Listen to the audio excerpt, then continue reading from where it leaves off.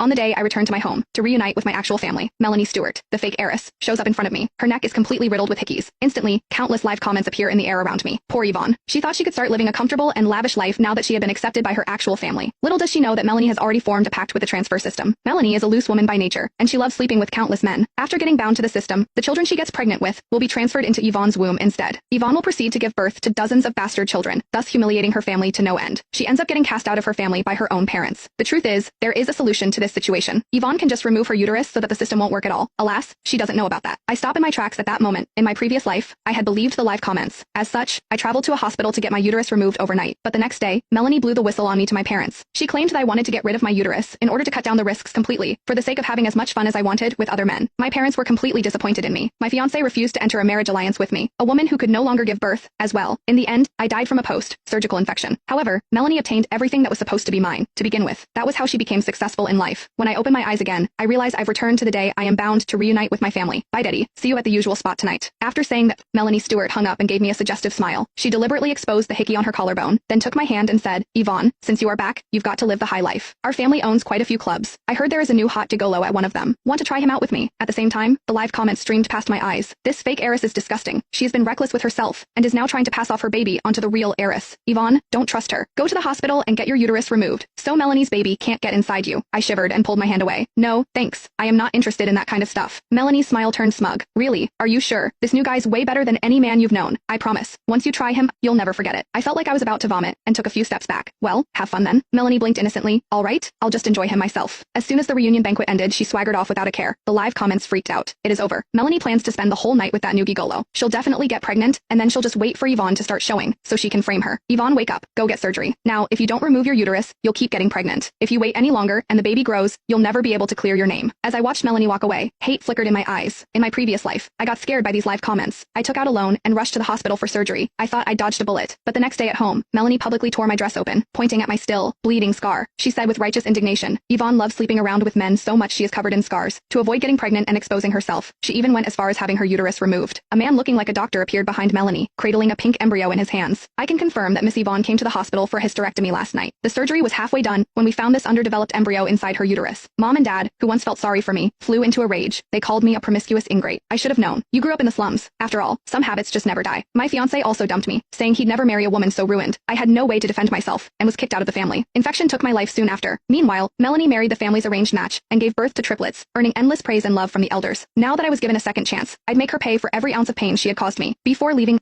Melanie made up an excuse to send the house security away, just so I could sneak out and get surgery. Since she was so sure I'd do that, of course, I'd go along with it.